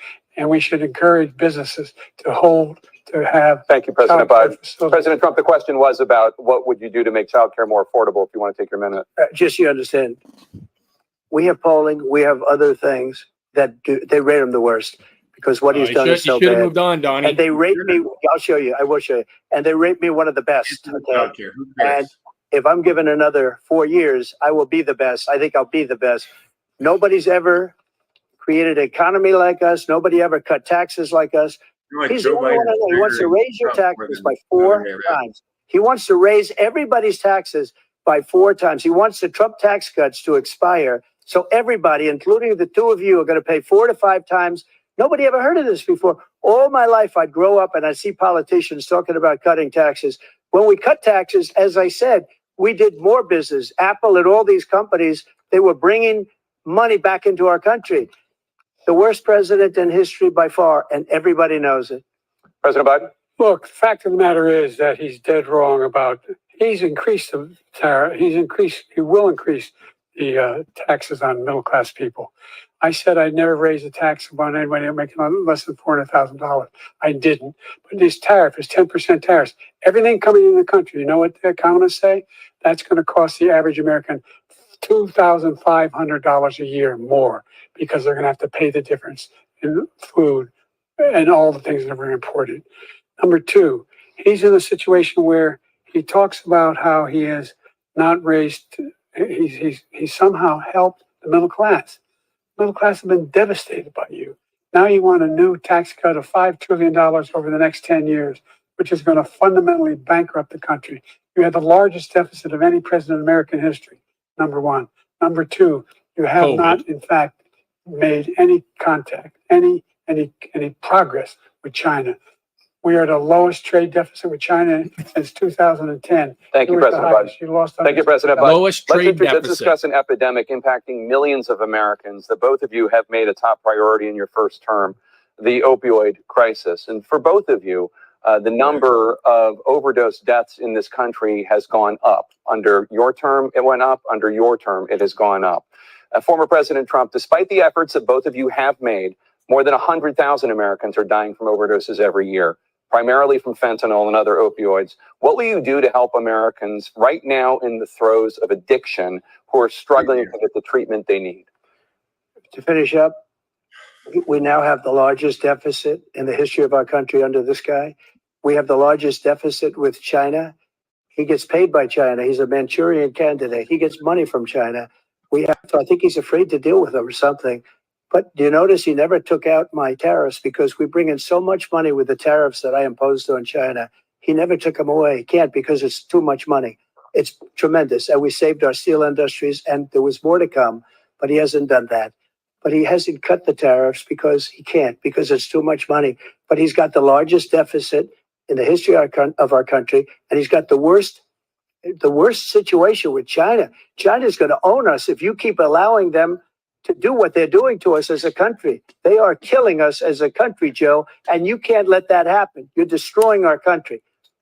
So, President Trump, you have 67 seconds left. The question was, what are you going to do to help Americans in the throes of addiction right now who are struggling to get the treatment they need? China is bringing the I chemicals think we're doing in very from well Mexico. at addiction until the COVID came along. We had the 2.5, almost 3 years of like nobody's ever had before, any country, in every way. And then we had to get tough. And it was the drugs pouring across the border it started to increase. We got great equipment. We bought the certain dog that's the most incredible thing that you've ever seen, the way they can spot it. We did a lot. And we were getting very low numbers, very, very low numbers. Then he came along. The numbers, have you seen the numbers now? It's not only the 18 million people that I believe is even low because the gotaways, they don't even talk about gotaways. But the numbers of the amount of drugs and human trafficking in women coming across our border, the worst thing I've ever seen, at numbers that nobody's ever seen under him because the border's so bad. But the number of drugs coming across our border now is the largest we've ever had by far. President Trump, thank you. President Biden? Fentanyl and the byproducts of fentanyl went down for a while. And I wanted to make sure we use the machinery that can detect fentanyl, these big machines that roll over everything that comes across the border. And it costs a lot of money. That's such a liberal versus conservative answer. Let's buy a bipartisan big deal. machine. He's like, More we got a fentanyl dog. machines, more be able to detect drugs, more numbers of agents, more numbers of all. But the real problem is And that when we these had people that are getting deal hooked done, on he opioids called his legally. Republican colleagues Yeah. said, "Don't do it. That's It's what the gonna hurt you problem is. politically." And then when they And we can't never get it argued legally about a anymore, good they bill, turn to this a other really step. good bill. Right. We need So those why is no one machines. dealing with We that? need those machines. And we're coming Because they're down very hard in every pharmacy country owned. in Asia in terms of precursors for Yeah, we fentanyl. haven't signed And with Pfizer. Mexico is working with us to make Not sure yet, no. they don't have the technology to be able to put it together. He's going. That's what we have to do. We need those machines. Thank you, President Biden. President Trump, and again, the question is about Americans in the throes of addiction right now, struggling to get the treatment they need. How Well, with this mental health? just does pertain to it. How- He ended remain in Mexico. He ended catch and release. I made it catch and release in Mexico, not catch and release here. We had so many things that we had done, hard negotiations with Mexico, and I got it all for nothing. It's just like when you have a hostage, we always pay $6 billion for a hostage. Every time we say it's a hostage. Now we have a hostage, a Wall Street Journal reporter. I think a good guy. And he's over there because Putin is laughing at this guy, probably asking for billions of dollars for the reporter. I will have him out very quickly as soon as I take office. Before I take office, I said by literally as soon as I win the election, I will have that reporter out. He should have had him out a long time ago, but Putin's probably asking for billions and billions of dollars because this guy pays it every time. We had 2 cases where we paid $6 billion for 5 people. I got 58 people out and I paid essentially nothing. Thank you, President Trump. Dana? Let's turn to concerns that voters have about each of you. President Biden, you would be 86 at the end of your second term. Old How do you gray address mare. concerns about your capability to handle the toughest job in the world well into your 80s? Huh? Well, first of all, I spent half my career being criticized, being the youngest person in politics. I was the second youngest person ever elected to the United States Senate, and now I'm the oldest. This guy's 3 years younger and a lot less competent. I think that just look at the record. Look at what I've done. Look how I've turned around the horrible situation he left me. As I said, 15 million new jobs, 800,000 manufacturing jobs, more investment in America, over billions of dollars in private investment in enterprises that we are growing. By the way, we brought an awful lot of people. Well, the whole idea of computer chips. We used to have 40% of the market. We invented those chips, and we lost it because he was sending people to find the cheapest jobs overseas and then bring home a product. So I went to South Korea. I convinced Samsung to invest billions of dollars here in the United States, and guess what? Those fabs they call that to build these chips. Those fabs pay over $100,000. You don't need a college degree for them. And there's billions, about $40 billion already being invested and being built right now in the United States, creating significant jobs for Americans from all over the world. President Biden, you have 40 seconds left. Would you like to add anything? Yeah, I would. To being old. The idea that somehow we are this failing country. Never heard a president talk like this before. We're the envy of the world. Like, name me a single major country president who wouldn't trade places with the United States of America for all our problems and all our opportunities. We're the most progressive country in the world in getting things done. We're the strongest country in the world. We're a country in the world who keeps our word, and everybody trusts us. All of our allies. His base will not agree. And our Go to any those who university he travels campus. up to, from Kim Jong-un, he sends love letters to, and Putin, etc. They don't want to screw We're around. already disagreeing with him. Thank you. Former President Trump, to follow up, you would be 82 at the end of your second term. What do you say to voters who have concerns about your capabilities to serve? Well, I took 2 tests. he I did. aced them, both of them, as you know. We made it public. He took none. I'd like to see him take one, just one, a real easy one. Like go through the first 5 questions. He couldn't do it. But I took 2 cognitive tests. I took physical exams every year. And, we knock on wood wherever we may have wood, that I'm in very good health. I just won 2 club championships, not even senior, 2 regular club championships. To do that, you have to be quite smart and you have to be able to hit the ball a long way. And I do it. He doesn't do it. He can't hit a ball 50 yards. He challenged me to a golf match. He can't hit a ball 50 yards. I think I'm in very good shape. I feel that I'm as in good a shape as I was 25, 30 years ago. Actually, I'm probably a little bit lighter, but I'm in as good a shape as I was years ago. I feel very good. I feel the same. But I was willing to take a cognitive test. And you know what? If I didn't do well, I aced them. Dr. Ronnie Jackson, who's a great guy when he was White House doctor. And then I took another one, a similar one. And one of them said they'd never seen anybody ace him. Thank you. President Biden?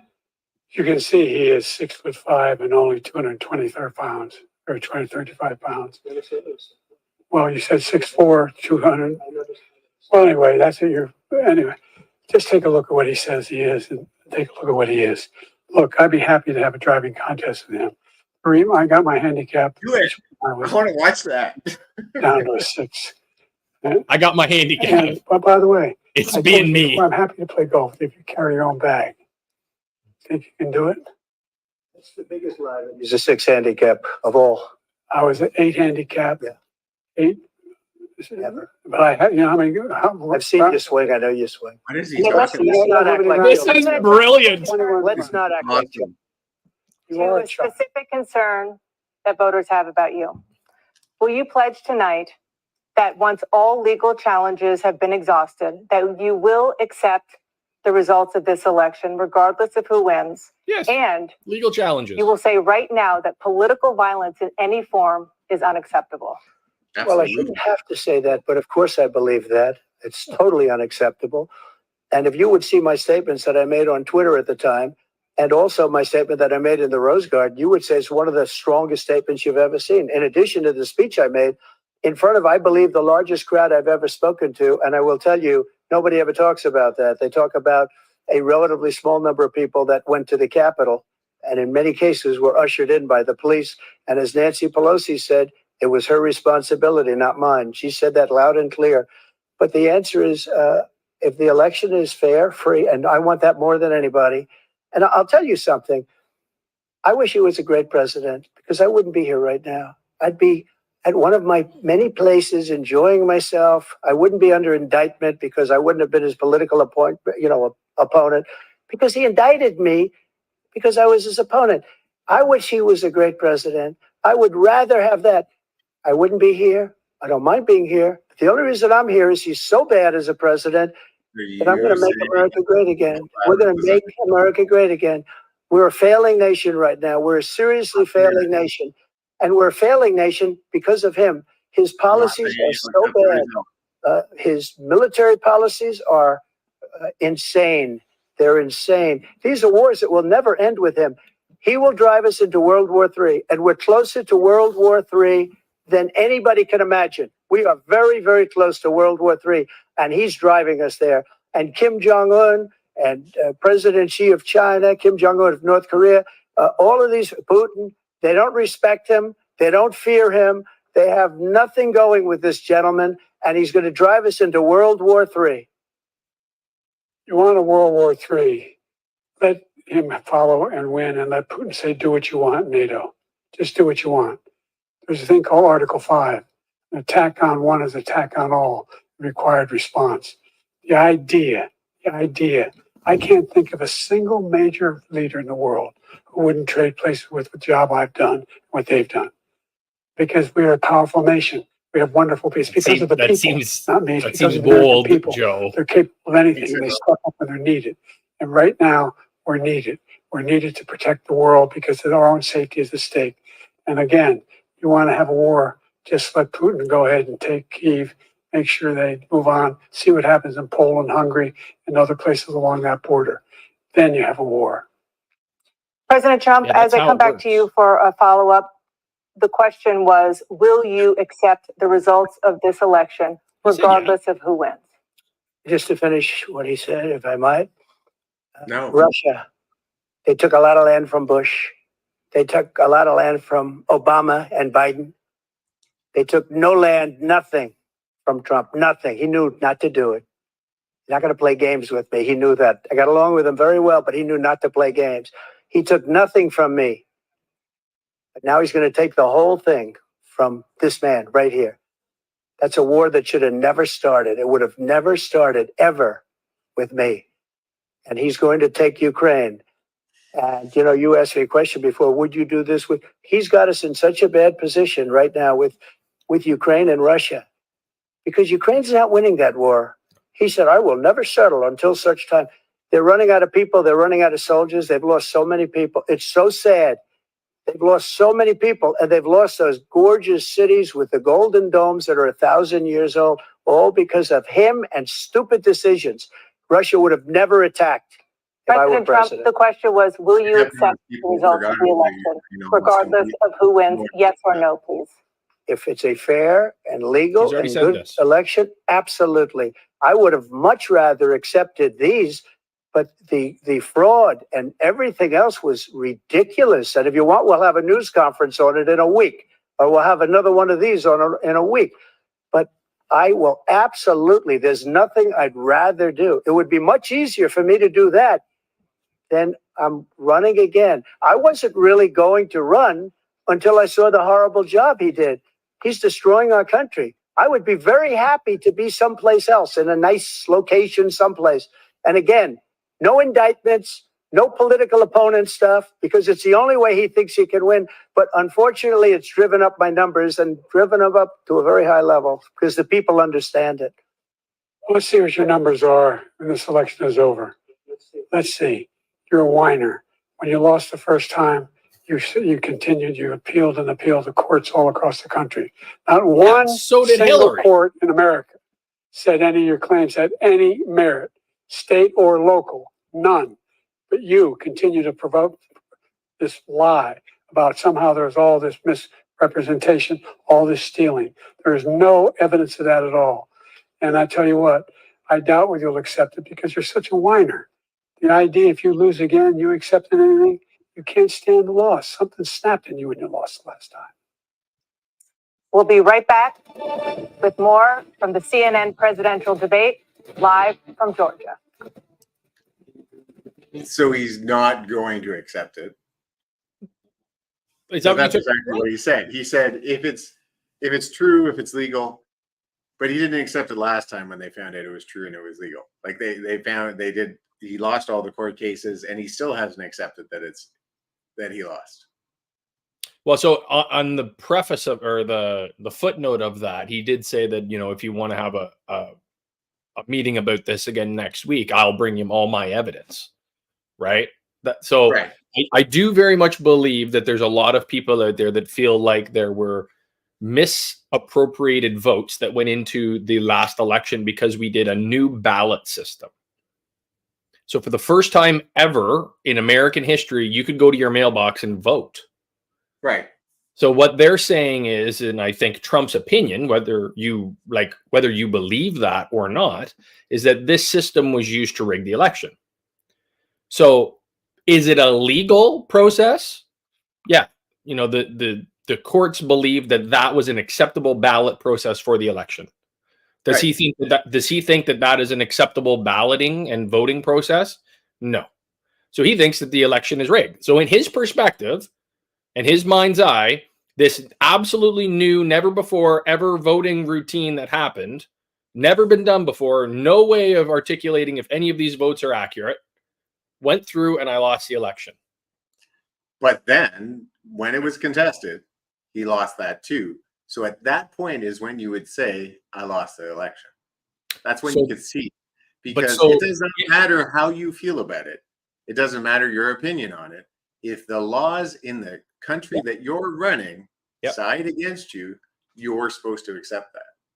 So if I change the laws of the election before you and I have an election, okay, if I change them because of COVID, right? And that was why we went through these ballot elections that you were mail-ins and all these sorts of things. And then we turn out that COVID was maybe blown over the top. Maybe the numbers weren't what they were. We had a lot of fear that was being done with social media and the media networks. Like, you remember the death tolls that were running through, right? All of these things that were occurring. It's not illogical to say to somebody, holy fuck, we got railroaded here. I'm not saying that COVID didn't have an effect on it. What I'm saying is that he lost. He lost in the political realm. He lost in the judicial realm. Would he have lost if there wasn't a new election a voting mechanism, I don't think he would have. I think he would have won every day. But it doesn't matter. No, but that's the point, is that if COVID, if this thing that was an Got external, rainbows at his ass, he might have won. no, It but that's does the not point. change So, the fact that he didn't, and right. he So should accept it.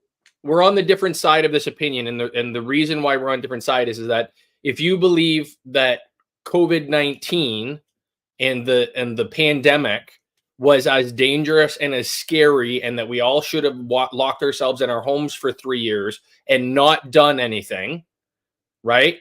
Then you go, hey man, that election, we should have changed our whole democratic process, and we should have stopped doing ballot validation and verification so that everyone could stay safe. I was never that guy. I So was I never do like, believe that there were people who were elderly, people who were sick, that had pre-existing conditions, people who they were at risk, and Right. to exclude them from voting would have been a mistake. So it wasn't a bad thing to allow mail-in ballots, because at the time they were people that were seriously in danger. It doesn't matter what you believe. I kind of believe it was overblown as well. I get it. I started by washing groceries, and I ended with walking around wherever I wanted because I was fed up with the lies that were being told. So I completely understand, but I'm a healthy guy. but If you're not a healthy guy, but you went from washing groceries to an election, and then going to I'm walking around wherever. At the Yeah. time, at the election, it was you can't leave your home, we're all going to die. right? And so you have the media, you have a new strategy for the way we're going to vote for the first time ever in American history. This is the first time that you are going to be able to pick up a ballot and mail it in. Like, chain of custody is a simple concept. You have no idea who touched your ballot, moved your ballot, placed your ballot, anything. And there's no way of finding out. So when you come into the whole new election process, I get it why he thinks he got fucked. Now, he's not the president. He hasn't been for 4 years. But I get it. I get it very much. I'm not saying that he shouldn't be sore about it. By all means, be sore. But as a representative of the American people, you should accept the decisions that the representatives Across the of the country. judicial system We made. need to fight to bring down And they inflation. decided he was wrong. Thank you, President Biden. President Trump, you now have 2 minutes for your closing statement. So many politicians, this man is just a complainer. He said, we want to do this, we want to do that, we want to get rid of this tax, that tax. But he doesn't do anything. He doesn't do, all he does is make our country unsafe by allowing millions and millions of people to pour in. Our military doesn't respect him. We look like fools in Afghanistan. We didn't stop Israel. It was such a horrible thing that would have never happened. It should have never happened. Iran was broke. Anybody that did business with Iran, including China, they couldn't do business with the United States. They all passed. Iran was broke. They had no money for Hamas or Hezbollah, for terror, no money whatsoever. Again, Ukraine should have never happened. He talks about all this stuff, but he didn't do it. For 3.5 years, we're living in hell. We have the Palestinians and we have everybody else rioting all over the place. You talk about Charlottesville. This is 100 times Charlottesville, 1,000 times. The whole country is exploding because of you, because they don't respect you, and they have to respect their president, and they don't respect you throughout the world. What we did was incredible. We rebuilt the military. We got the largest tax cut in history, the largest regulation cut in history. The reason he's got jobs is because I cut the regulations that gave jobs, but he's putting a lot of those regulations back on. All of the things that we've done, nobody's never seen anything like, even from a medical standpoint, right to try, where we can try space age materials instead of going to Asia or going to Europe and trying to get, when you're terminally ill, now you can go and you can get something. You sign a document. They've been trying to get it for 42 years. Malpractice. But you know what we did for the military was incredible. Choice for our soldiers, where our soldiers, instead of waiting for 3 months to see a doctor, can go out and get themselves fixed up and readied up and take care of themselves, and they're living. And that's why I had the highest approval rating in the history of the VA. So all of these things, we're in a failing nation, but it's not going to be failing anymore. We're going to make it great again. Thank you, former President Trump, President Biden. Stay with us because we have full analysis of this debate. Anderson Cooper and Aaron Burnett starts now on CNN. Wow, we better stick around and hear what those losers have to say. It sounded like she said, Biden, please stay with us. Don't walk away, sir. No. I think that's what she said, because she was like, President Biden, please stay with us. Yeah. Well, folks, thank you for joining us. You're all going to take something away from this tonight. I hope the audio is okay. I know we had a technical difficulty there about halfway through, but all in all, we pulled it off. I do think that we scammed the system a little bit tonight. Unless we get canceled. Well, I'll let you know when the revenue starts rolling in from these. So, but folks, these discussions that we're having, we have to have them. And we laugh and we joke. And I kind of pick on James a little bit. He picks on me a little bit. But these conversations are so important to the discourse of a society in our country. And, you know, we've made a lot of friends in the United States. We do business in the United States. We're a couple Canadians on a Thursday night here, 10, almost 11 o'clock at night, looking into your world. And you folks have a really big decision to make in the next few months coming up. And this election is going to be pivotal. It's going to be a direction. I don't care who you vote for. Just make sure you get out there and vote. I don't think a President Trump presidency is going to be scary. I don't think Joe Biden is going to cause World War III. Well, maybe, but like maybe not. Well, wherever you vote. But it's one of those things that have the conversation, have the water cooler chat, break that down. And that's what Soaring Prophets is all about, having those conversations. You don't have to agree. We can do it with a smile. Just that discourse. It's absolutely right. We got to get back to being able to have a conversation, not shout each other Where's the down, end stream button? not call each other racist just because we have differing opinions, not like scream and yell. Pat and I have these conversations all the time, and at the end of the day, we're still brothers and we still care about each other, because it's okay to disagree. We've lost that point. And you know what? The most important thing Pat said today, and the only thing that I agree with really, is that no matter what you believe, whether you believe that Trump's going to be great or Joe Biden's going to be great, you need to vote. Not voting is a choice that is going to be more reckless than voting. Joe Biden will have a struggle.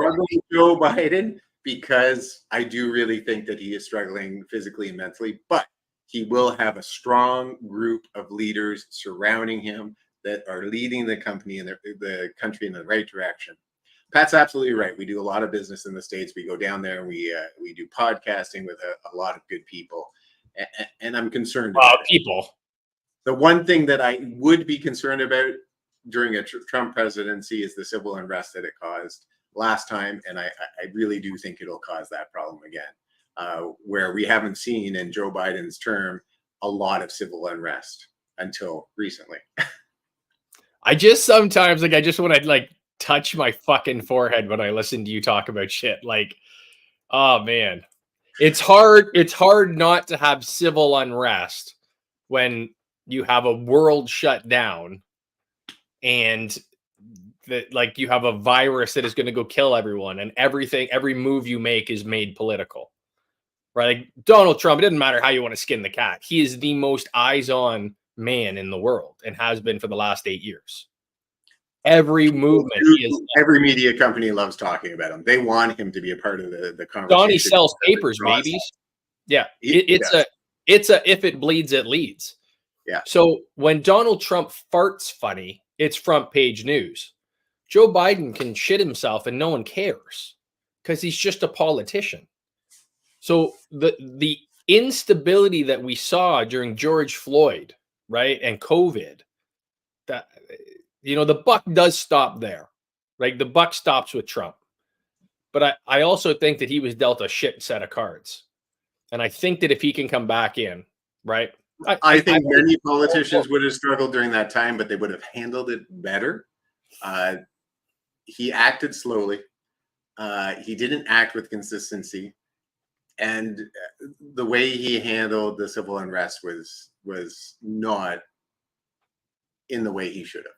But so acting slow, like with what you know now about COVID,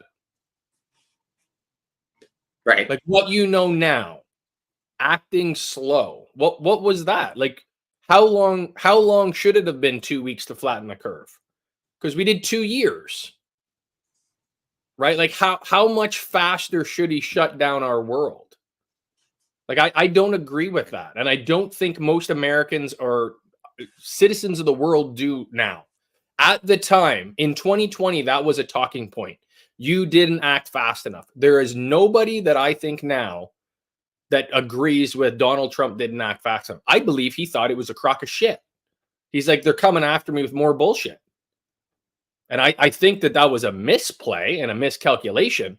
But it wasn't. That's just it. It was not a crock of shit, though. It was real. It was real. People died. But it wasn't the Armageddon. Action. The world did not end the way that it was being pegged as it was going to. Like we all have people that we know got sick.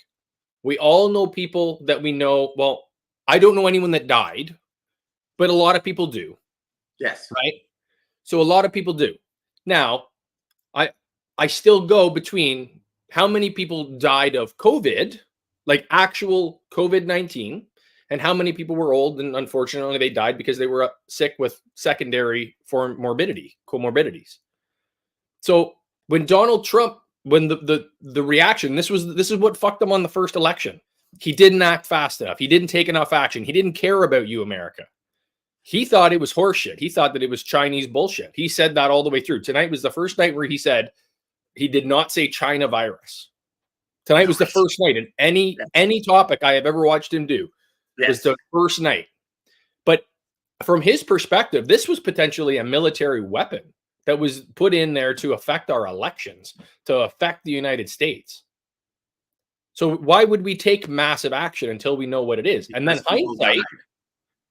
Well, but people die every day. People were in danger because it's his job to take care of the people beneath him. But that's neither here or there. I found that neither one of them answered any of the questions. They were too busy being, I don't know, like it was like there were two kids just, you suck because of this. Like, I would have loved to know how you're going to lower childcare. That's an important, right now, it's probably one of the most important things. How do we have families? We need to have families. We need to have a mother, father, and children, and no one's doing it. I have my own kids who are doing well. They're making money. They're doing well. They have a father who is making money. They are worried about having children. And that is crazy. At 21, I was ready. Right? I didn't have them until I was 27, but I was ready at 21.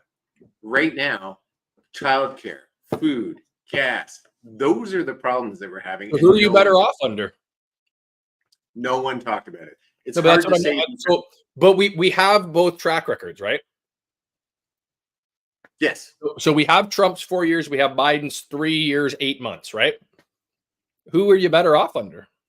But so what happened during Biden's term was the fallout of a COVID years, right? So it wouldn't have mattered if it was Biden, if it was Trump. Look at Canada right now.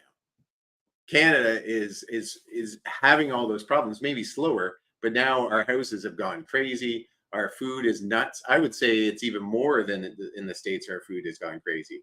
Like, my personal groceries for one person used to be $50. Now I'm up 100, 120. Like, it's over doubled for me. And I'm not buying, like, I buy healthy foods. That's all I buy. I don't buy junk. I don't buy pop. I don't buy anything. I buy healthy foods, and it is insane. But they don't talk about that. They didn't talk about the environment. They just threw insults at each other. This is the stuff I want to get back at. These are the conversations we need to have. The problem is that unfortunately under this last administration, the problems that we had on the last election, right? So we had COVID, we had to manage. We had, feel free to ask comments. I think, what are we, 8 or 10 people in here right now? Yeah. The issues that we had in 2020 were American issues, right? All of them was about how America was going to rebound after COVID. None of those issues there tonight are American issues. They're all geopolitical issues. The world is on fire, as they're saying. So what do you mean none of those issues are American issues? Childcare is an American issue. No, because if you're saying if you're going off to World War III because Biden can't shut down Putin in Ukraine, then it doesn't matter. Your childcare doesn't matter if you're sent off to war. But we're not. But that's the point. We are fucking close, brother. The whole concept that you have Kim Jong-un last week meeting with Vladimir Putin. The largest standing army in the world in North Korea is meeting with your rival in Vladimir Putin last week. Right. No one is talking about it. I'm more worried about the flagrant show of nuclear subs off the coast of Florida. That was pretty intimidating for another political leader to do. I don't know how often that's happened, but this time it was flagrant. It was, "Hi, we're here. How you doing?" So I get what you're saying. So you can't get to dental plans if you're like, "Hey, we're worried about nuclear war proliferation." But I don't think people are. That's what I'm telling you. I don't think the regular people are. The regular people are because they can't afford groceries, because they can't afford gas, because they can't afford childcare. I can't go to work because I don't know how I'm going to pay for my childcare. If my wife goes to work or my husband goes to work, their salary pays childcare. That's insane. That makes no sense. And we need to talk about those things. That's what they should be talking about. World War III and all that stuff. They've been talking about World War III since I was 4. I used to have to. Do you not believe that you're as close as you've ever been?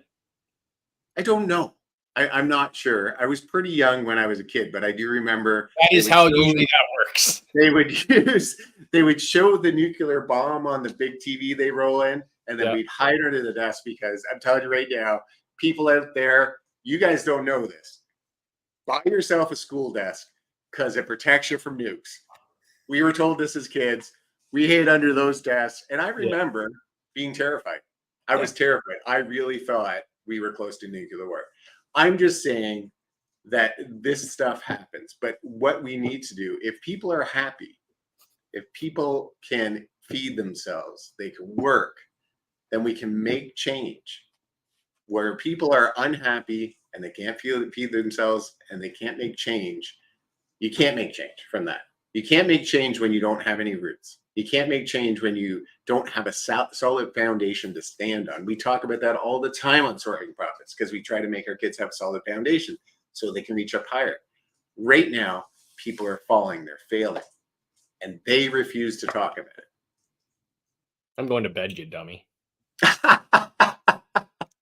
No, you're right.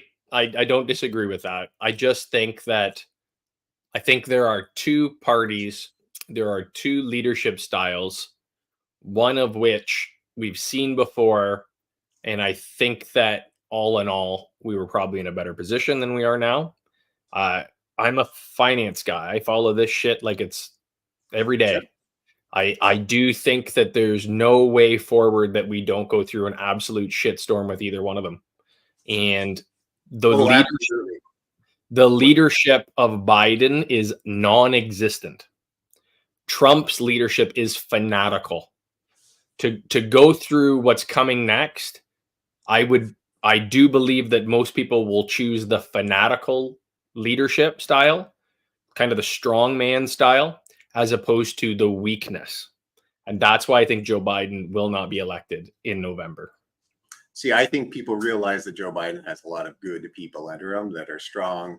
They're willing to do the work, and they know what's going on at all times. Hard to look around the world and say that, though.